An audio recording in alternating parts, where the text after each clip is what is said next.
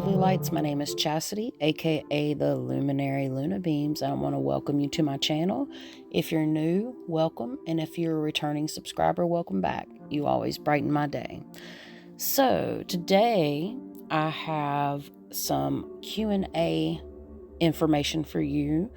A couple weeks ago, I put out a post asking for mediumship and paranormal questions, and I would like to start doing more videos like this to be able to kind of answer some of you guys' questions. So I have 6 questions today that I would like to give a perspective on, coming in from 4 different people.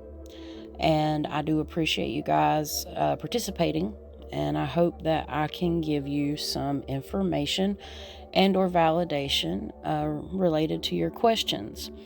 If you are new here and you don't know much about me, before I get started, I am a psychic medium that specializes in spiritual guidance and the paranormal.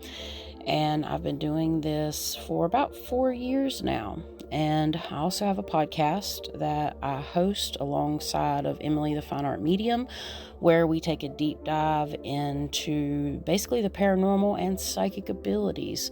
So you can always check that out. I'll leave the description or the link in the description box down below. But without further ado, I'm going to go ahead and jump right into the questions. So the first question came in from JCR Artwork. And his question was, how often do we need to meditate for your psychic abilities to activate? So this question is a good question, but it is a question that is multifaceted. So basically, meditation is extremely important when you're on any type of spiritual journey. It is the quiet space. It is the space for you to be able to sit and connect and not have a distraction, basically.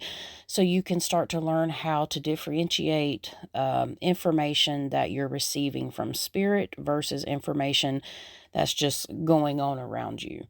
Everybody meditates in different ways. So when people think of meditation, we naturally go to the place of the ums, and we're sitting cross-legged with our eyes closed. And that is the very traditional way to meditate, to receive information. And I recommend everybody to do that in some way, shape, or form. I found that the easiest way for me to do that type of meditation is, quiet space. And it's not something that I honestly do very often.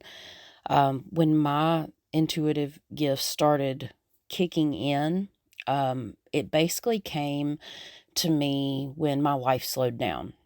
So one thing to understand about psychic abilities and, tapping into that side of you is we all have a different perspective. We all have a different set of abilities that are based on some major categories that are related to our extrasensory perception, which are the clairs.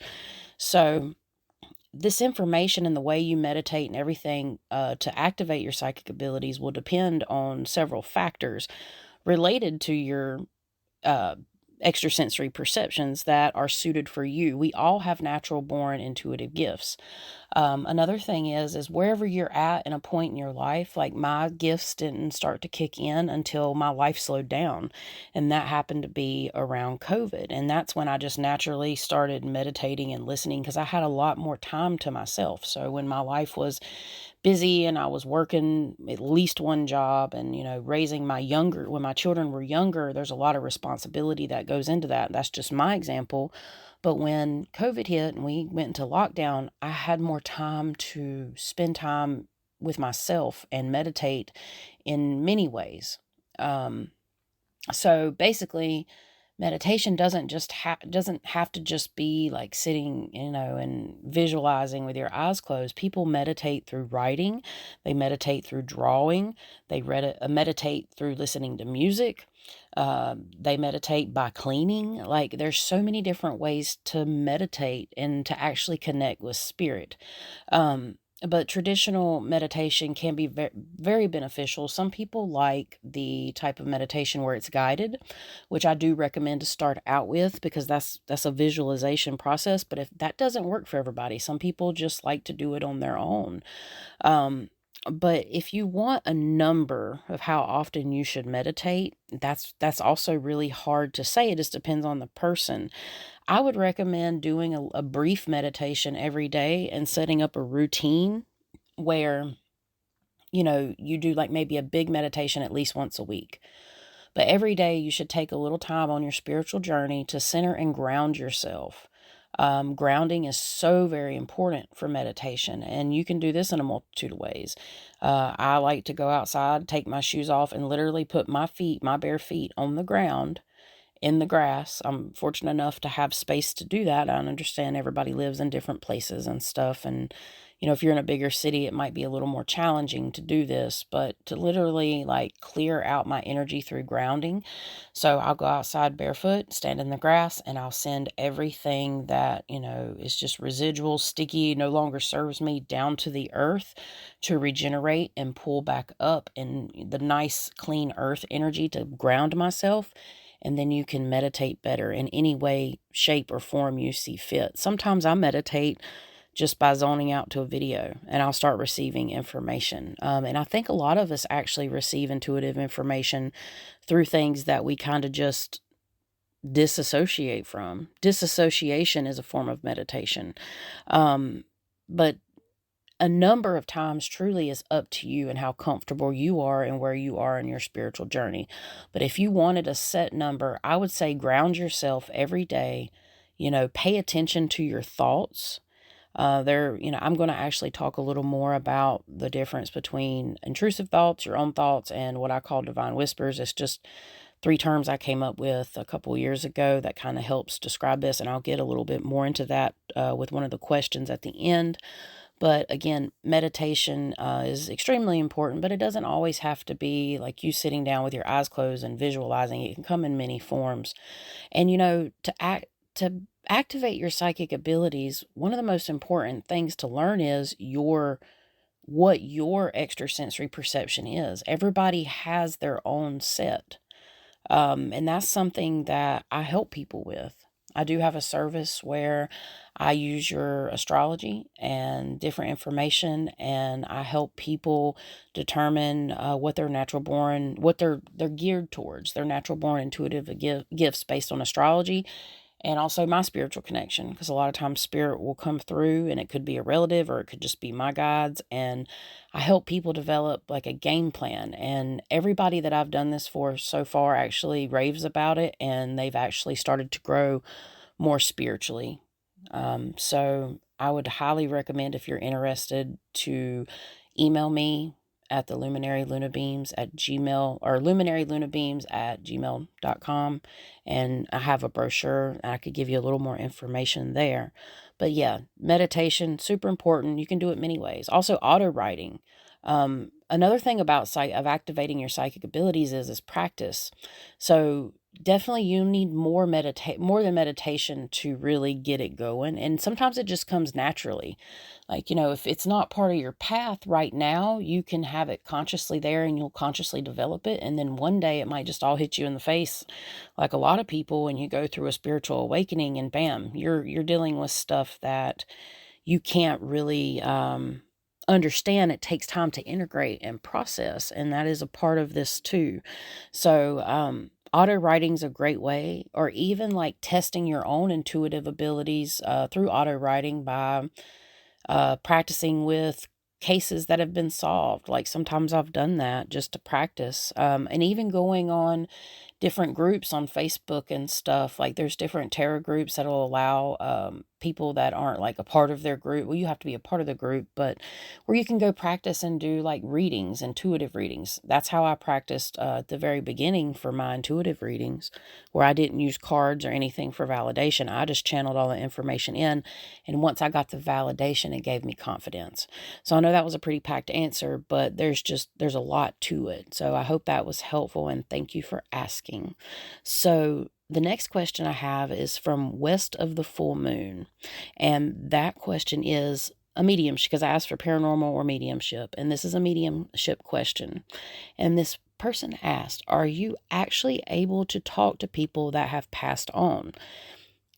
Yes, but it's not always a conversation like you would have, like, if you and I, for example, were looking face to face or on the phone talking. It's not always like that. It comes in different forms. And this, again, is also based on how you receive intuitive information based on your natural born intuitive gifts. So, and it's basically a set standard, but we all fit that standard in a different way. If you were to have a scale going from, 0 to 100, you and your friend could be both clairsentient, which is clear feeling in your body, but your friend might have more clairsentient abilities than you do, and you might have more claircognizant abilities than they do on a scale, like of 1 to 100. So let's say for me, I'm clairsentient maybe 25% of the time, up to 50% of the time, and my friend might be clairsentient 50% of the time to 75% of the time. So it's all, different skills. But yeah, so you do talk to as a psychic medium. So there's a difference between a psychic and a psychic medium, of course. Medium means you're actually connection between, spirit and earth. You have the ability to communicate, and you do that through signs, symbols, and it depends on the spirit you're communicating with, because not every spirit is capable of communicating as well as the other. Again, on the other side, there's still variables, and that's one of the hardest things to learn in mediumship and psychic abilities and stuff. Like when you communicate not necessarily just with past loved ones. Some people, that's their specialty. But for me, I can communicate with passed on relatives, which I don't do as much as I do paranormal stuff, but I still have the ability to do that. Um, and it comes in the same way through signs and symbols. Like you can see colors, you can see shapes, I see the person, and they'll do different gestures. And then I'll also hear claircognizantly in my thoughts. I'll hear what they're saying to me, and then I can say things back to them. A lot of time, though, it's telepathically. So it's not like having a full-blown conversation. But yes, if you are a psychic medium, you do communicate with the other side, and you can communicate with multiple different types of beings. I've actually had received information from what I feel are very celestial beings, like not quite like aliens, but they're like humans, but they're like star seeds, I feel. Very wise, old. I don't even know, honestly, if they're really just spirits. Like, they might even be something else. I know that sounds crazy, but there's just so much to learn. Like, you never stop learning in this field. Just like life, we never stop learning. This is the same, because this is just another form of ourselves, is our connection with spirit, and we all have it. So I hope that answered your question, and I appreciate it. All right, so I've got a few questions from 305 Paranormal. She has 3 questions total for me, and I'm going to she has a YouTube channel and an Instagram. I'm actually going to put her information in the description box down below as well. If you're interested in checking it out, she's really, really sweet, and she's super awesome. So definitely take the time and check out her channel if you like. So her first question is basically, she wants to know the difference between clairsentience and being an empath. So, there is a big difference, but it's sometimes subtle. So first, we'll start off with being an empath. Most people are familiar with this word, empath. So empathy is related to feelings, and being empathic, you're able to pick up on somebody else's emotions. You're able to read the energy of the room with your emotions. Clairsentient is a clear feeling within the body itself. So where being empathic is where you sense emotions and sense energetic emotions. Being empathic, being clairsentient, you will feel that in your body. So like, let's say you're walking past somebody on the street, and your senses are high, your spider senses are high, right? And you can look at that person, and you can feel their sadness, you feel their emotions, or it's like most every human can do this, what I'm getting ready to say. Like, if somebody that's angry or upset walks into the room and you just see how the room shifts and you feel that emotion, if you actually take on that emotion of the person that walks in the room that's angry, and you might start to feel like anxious, and if it's centered around the emotional factors, that makes it empathic. Clairscentient is, again, where you feel it in your body. So basically, somebody walks in the room and they have a backache, and you all of a sudden pick up on their backache, and your back actually starts to hurt, or headaches, any type of sensation in your body. So the biggest way to separate being an empath and being clairsentient is to know that being empathic is the feelings, the actual emotions, things that we feel with our emotions. And then clairsentient is the feeling within the body. Clairsentient's connected with earth, earth energy. So it's the feeling in your actual physical body. All right. And then the next question from 305 Paranormal is, she started seeing lights and or flashes, basically like sparkles. So I actually see these too. I've seen these for a long time, even before I knew that I was as intuitive as I was. Because like I said, I was probably 32 before I really started using these gifts. They came throughout my life and I'd pick up impressions and stuff. I just didn't understand how that's actually what was happening. But this is kind of a gateway into seeing energy. So the fact that you're seeing these things is a form of clairvoyancy, because you're seeing them with your eyes most of the time. And clairvoyancy, you can see them in your mind's eye, like visions and stuff, or you can see it with your eyeballs. That's how I like differentiate the difference. I know it's silly, but so the flashes of light and the sparkles and stuff, there's like, it could be more. I'm gonna list three things. Okay, first we're gonna start out with most commonly what's referred to as angel lights. I do feel that sometimes when we see these little flashing lights, it's actually, for me, it's a point of validation. So I can be talking about something intuitive and information that I get from spirit. This is personal experience. And I'll see a flash of light. And that's the way spirit's been able to like give me visual signals that I'm on the right track. Okay. And that's after like years, not years of doing this. It was actually in the first couple years, and I still get them now, but I used to get them a lot. So actually, I guess I'll do four things. The second thing, basically the first, second thing, angel lights can actually be, what I refer to as like a piece of a spirit. I know that sounds really weird, but it's almost like a validation, there's a presence with you. Now, lights, they come in different forms of colors too. I'm not sure if you've seen them in just like white or red or black, but I've noticed that they all will behave differently. Ultimately, they're a form of energy. Sometimes those lights can just be residual energy and not a spirit. Okay, so like you might have a charged area that you'll see these pinpoint lights in, and that could just be passing energy. It could actually be residual energy. I use color a lot in my mediumship and just intuitive work to help me identify things. And sometimes I've seen black orbs, and that to me is not generally, that's my cue, because we all have different signs and symbols and cues. For me, that's my cue that something's not that great hanging around. Does it always mean that? No, it can just sometimes be our perception, but that's just what I've asked to see with my abilities. I've seen red, I've seen blue, I've seen green, and I know I've spoke about this on the podcast, but like I've seen them have like directional flight patterns and stuff of the such. And I'm convinced, I know y'all can laugh if you want to, I'm convinced, because I was laughing about this, that sometimes when you see these lights, it can be elemental energy like fairies, because they have, the difference is they have like a directional flight pattern. Like I've seen orbs with three other people when I was in my early 20s or late teens fly back and forth, like chasing each other. It was a red one, a green one, and a blue one. And I think maybe like a golden white one.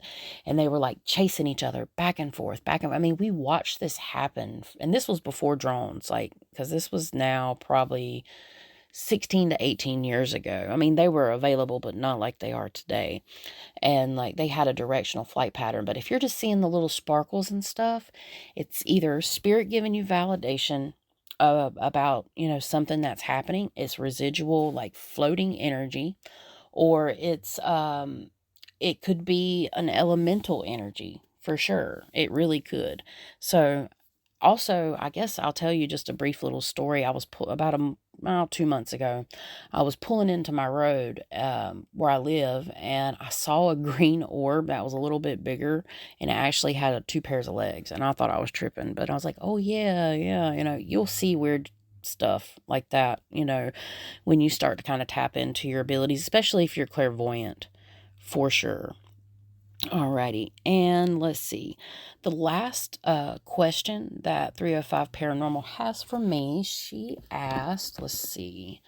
So, tips on connecting with spirit guides. So, this is another multi kind of faceted connection, and I'm going to go through this. I did make a little list for this just so I didn't miss anything, and I'm not going to make it extremely long. But if y'all want me to talk more about this at some point, I will, maybe a little bit more in detail. But basically, so first and foremost about connecting with spirit guides, I feel like because of a lot of the information out there, it's some people feel pressured. Not to say that anybody in particular does, but sometimes people feel pressured to like know what they look like and know their name and just have to kind of know how many you have and stuff. And honestly, I know I have 3 standard spirit guides now.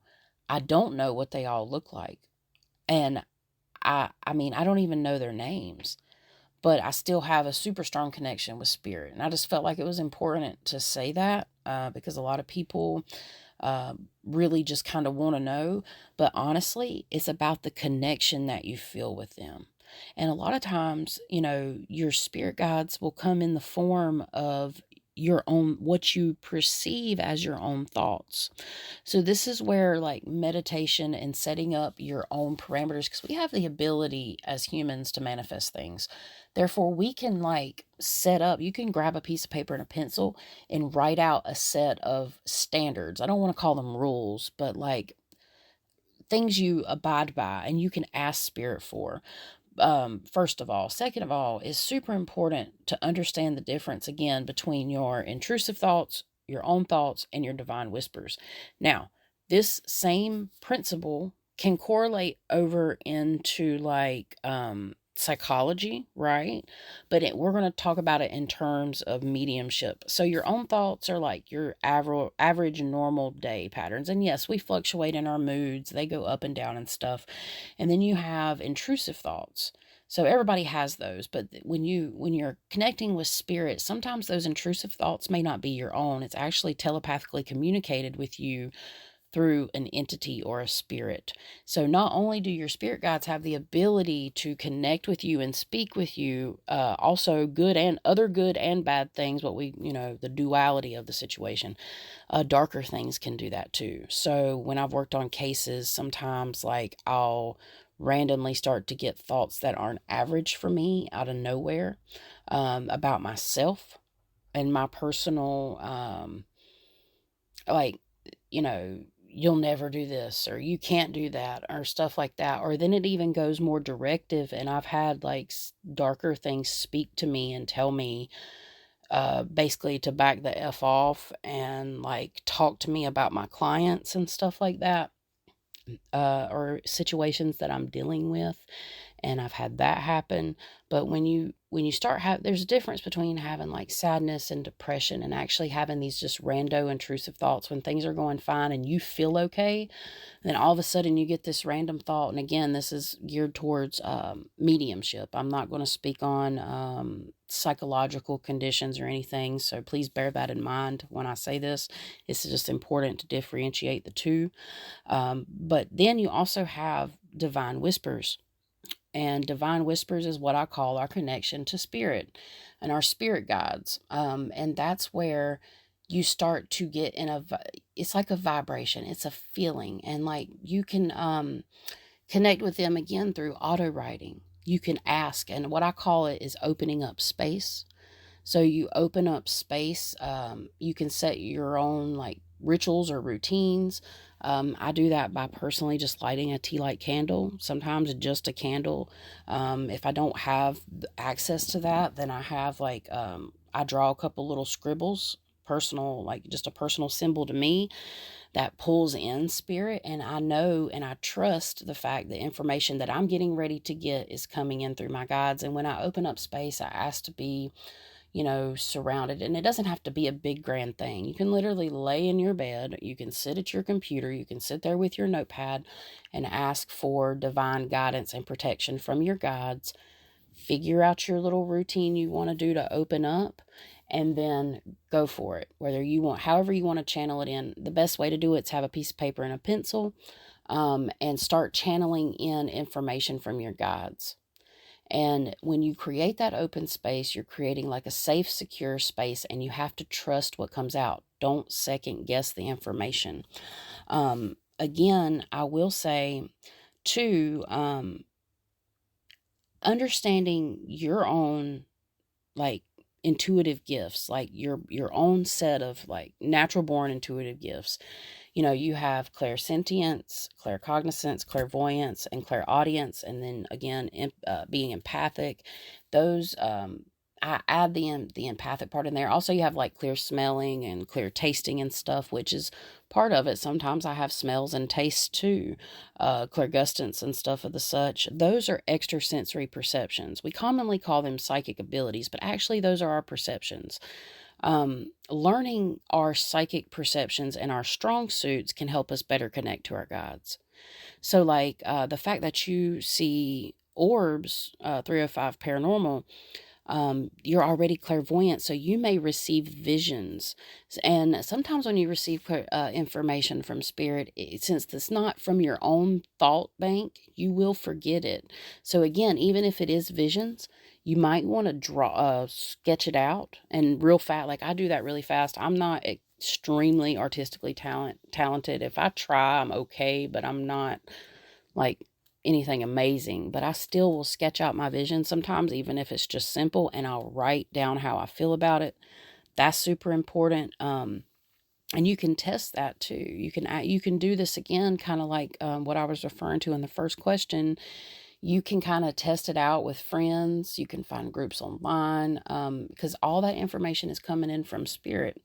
And then once you identify your own extrasensory perceptions, then you can again understand how you are best to be able to receive information, and that would be helpful as well. That's something that I don't think I've talked about as much, even in the podcast, because I've covered a lot of topics in Lights at Midnight, and I think might have mentioned that for sure. I can't remember though, but it's very important. So just feeling natural, just learning the difference between your own thoughts and how spirit is coming in. It has a different frequency, and being empathic, you should get to the point, and I feel that you will get to the point that you can feel the differencing in vibration in the information that's coming in. So I hope that was helpful, and I appreciate your questions. And then lastly, I have one last question, and it is from Alexis, and she wants to know about crossing over spirits. So she sent this to me in the form of a message instead of on the questionnaire thing that I put out. But crossing over spirits is an important thing, and it's something that you have to kind of understand how it works and have a good understanding. I wouldn't recommend just walking into a haunted place and say, okay, spirit, let's go ahead and cross these spirits over, because you have to really be able to cross over spirits. You can always offer prayers and blessings and love and light no matter who you are. There's no limitation on that. But part of the responsibility of being a psychic medium is doing this very thing.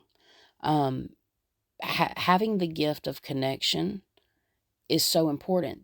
As a medium, not just a psychic, but a psychic medium, you have the ability to communicate with spirits to cross them over. They can come to you and tell tell you in a very small amount of words or symbols or just information that you're getting and however you interpret it, like what's going on. And not every spirit wants to be crossed over. Some of them really like it here because they're basically earthbound spirits. And the longer an earthbound spirit here is stays here and is basically left unhealed, the darker it can kind of become sometimes, depending, because there's a reflection of our ego in earthbound spirits, which is something I would like to talk about more one day for sure, because I think it's something that's not really discussed as much. Earthbound spirits like this, it's widely talked about, but not as well understood. And I've been very much led to talk about that at some point. But yeah, so crossing over spirits is a beautiful thing. And even crossing over things that are not human, that is very possible because everything has a place, like elementals. I don't want to go into the specifics of how I do that personally, because I think it's something that people need to have experience with, because it can be dangerous. Because I'll put it to you this way. If you are in a location and there are earthbound spirits that are trapped in a location because there is a negative descended earthbound spirit kind of having control over them and like using their energy and like mistreating them and holding them because they're scared of this thing. Like this is super dark to them, and it doesn't have to be a descended earthbound spirit. It could be like a darkened elemental. Like from the what people sometimes refer to as the non-Seelie court, or it could be something that's never lived and dark, and it's using these earthbound spirits as a pawn to continually regenerate energy. So if you go in a place and you start trying to break up that and start crossing stuff over, you can very well end up with what people refer to as a haunting or an attachment or a multitude of things. But I will say that crossing over spirits is super important if you are a psychic medium. And it's interesting because a lot of mediums don't really understand their role when it comes. Like a lot of people say they're psychic mediums, but they don't understand their role quite yet as into what that really entails. And that is crossing over spirits, because every spirit deserves healing. Love is love on the other side. And even if we do bad things, you might have to deal with that on the other side. You might not cross over immediately, but when you're ready, you get taken home and you get to heal. And that's how I personally feel. That's a whole nother subject. But yeah, I've crossed over spirits by opening help. I have to ask my guides and my spirit team to do this because I'm only doing like 15% of the work at best. I am the conduit between basically spirit and earth. Therefore, I have to initiate the process to bring in the light as a medium to be able to get these spirits to go. And you actually have to communicate with them sometimes because they don't want to go. You have to reassure them and tell them. But if the spirit's not causing too many issues, you can't force them to go. And that's a whole nother subject too.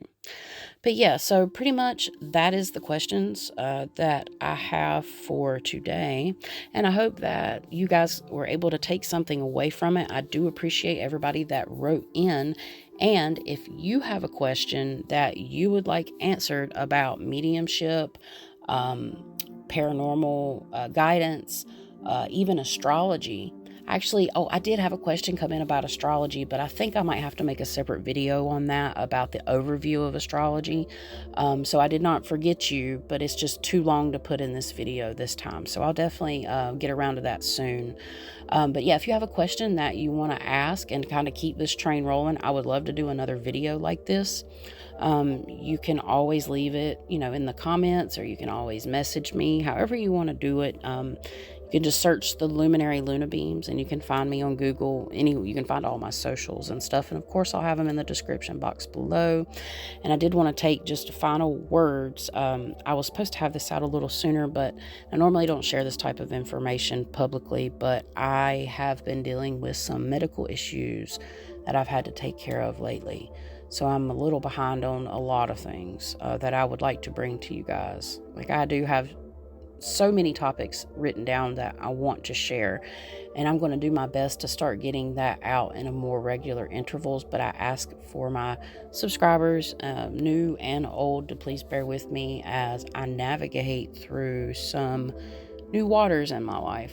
The tides are always changing, and I'm grateful for everything, even when things are rough. And I'm pretty sure somebody else probably can relate to that right now. So ride the wave, guys. Until next time, peace out.